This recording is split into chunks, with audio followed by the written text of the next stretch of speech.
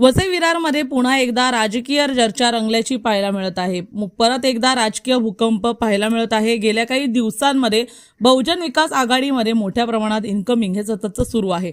तर भाजपसोबत हातमिळवणी केलेल्या असलेल्या आगरी सेनेमध्ये आता फूट पडल्याची मोठी घटना घडली आहे। आगरी सेनेत फूट पडली आहे आणि वसई विरारमध्ये आगरी सेनेचे महत्त्वाचे पदाधिकारी बडे नेता जयेश पाटील यांनी बहुजन विकास आघाडीमध्ये अखेर प्रवेश केलाय। वसई विरारच्या राजकारणात मोठी घडामोड घडली असून आगरी सेनेत फूट पडत जयेश पाटील यांच्यासह अनेक महत्त्वाच्या पदाधिकाऱ्यांनी माजी आमदार आणि बहुजन विकास आघाडीचे सर्वेसर्वा हितेंद्र ठाकूर यांच्या उपस्थितीत बहुजन विकास आघाडीमध्ये अधिकृत प्रवेश केला। हा पक्षप्रवेश सोहळा विवा कॉलेज येथे पार पडला। विशेष म्हणजे जयेश पाटील यांनी काही दिवसांपूर्वीच आगरी सेनेच्या पालघर जिल्हा प्रवक्ता पदाचा राजीनामा देखील दिला होता।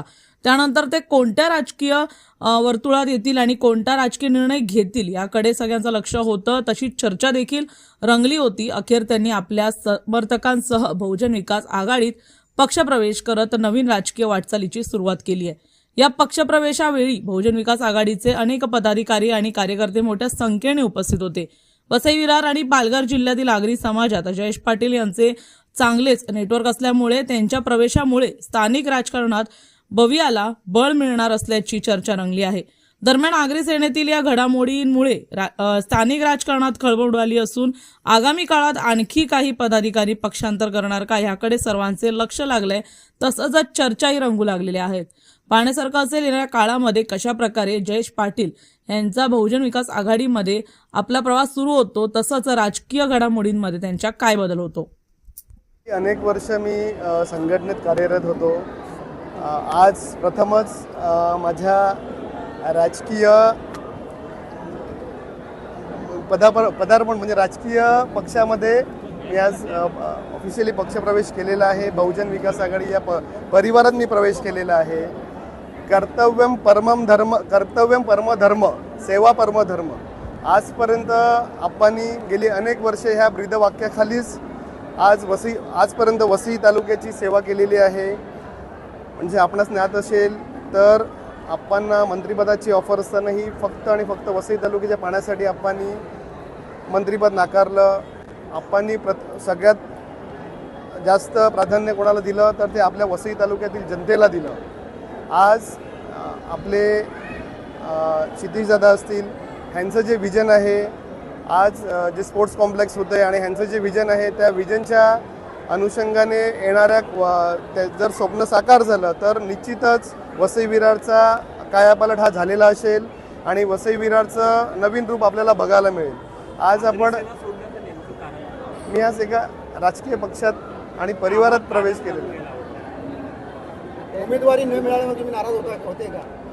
असं काहीच नाही आहे। राजकीय पक्षात आणि बहुजन विकासाकडे येण्याचं सगळ्यात मोठं कारण मी आपणना जवळून भेटलो, जवळून बघितलं। दुरून डोंगर साजरी दुरून आपल्याला वेगळं काहीतरी चित्र दिसतं, पण प्रत्यक्षात जेव्हा मी समोर आलो, आपणना भेटलो, जवळून भेटलो तर मला सगळं चित्र जे आहे ते स्पष्ट झालं। आणि खरोखर जर वसई तालुक्याचा कोण विकास करू शकत असेल तर ते आदरणीय आप्पा आहेत, आदरणीय दादा आहेत। यांच्या नेतृत्वाखालीच वसई विरारचा विकास हा संभव आहे। आज माझ्यासोबत बहुसंख्य कार्यकर्ते होते, वेगवेगळ्या विभागातले होते, विरार पश्चिमेचे होते, विरार पूर्वेचे होते, खार्डी गावातले होते, विरार फाट्याचे होते। वेगवेगळ्या ज्यांच्यासाठी मी आज नालासुपाऱ्यापासून ज्यांच्यासाठी कामं केलेली आहेत इतके वर्ष समाजकार्यात, ते सगळे आज मला प्रोत्साहन देण्यासाठी, मला पाठिंबा देण्यासाठी इथे हजर होते। पुढील विकास कामाचं धोरण कशा प्रकारे असेल?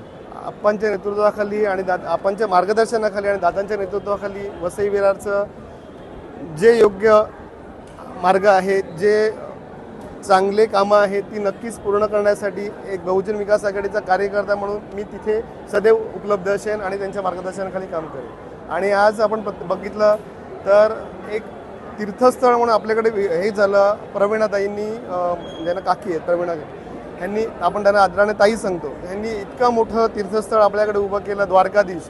म्हणजे एक येणाऱ्या काळामध्ये जर आपण बघाल तर एक मोठं तीर्थस्थळ म्हणून हे नावारूपाला येईल, उदयास येईल। कारण की तिथे जे मंदिर आज उभारलेलं आहे आणि त्या मंदिर उभारणीमागे जो स्पष्ट संदेश आहे श्रीकृष्णांचा, आज श्रीकृष्ण हे सारथी होते, श्रीकृष्ण भगवानांनी आज सगळं तारून नेलेलं आहे। त्याच्यामुळे येणारा काळ हा नक्कीच श्रीकृष्णांच्या आशीर्वादाने आणि आपणच्या मार्गदर्शनाखाली दादाच्या नेतृत्वाखाली वसई विराचा कायापालट होईल.